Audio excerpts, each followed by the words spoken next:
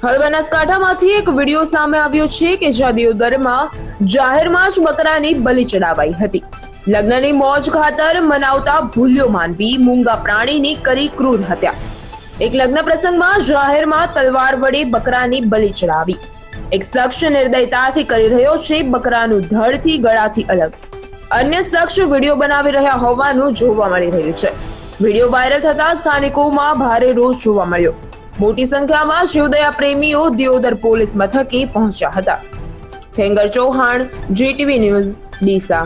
જે video viral થયો છે એક અબોલ પશુ જે બકરાની ખુલ્લેઆમ તલવારના ઘાથી એનું મસ્તક જુદું કરી અને હત્યા કરવામાં આવી છે। એનાથી સમગ્ર હિન્દુ ધર્મ અને હિન્દુઓની લાગણી દુભાણી છે। આજે સમગ્ર દિયોદરની અંદર એક એવો મેસેજ છે કે આવી ધર્મપ્રેમી જનતાની વચ્ચે આવું કૃત્ય ના થવું જોઈએ એવું કામ કરવામાં આવ્યું છે। તો આ જે હત્યા થઈ છે એને બિલકુલ ચલાવી લેવામાં ના આવે અને આવામાં વિધર્મીઓને આજ દિન સુધી દિયોદર તાલુકામાં કે દિયોદર પ્રોપરમાં હિન્દુ સમાજ રહે છે, મુસ્લિમ સમાજ રહે, અલગ અલગ જાતિના હજારોની સંખ્યામાં વ્યક્તિઓ રહેવા છતાં આજ દિન સુધી આવી ઘટના ક્યારેય બની નથી।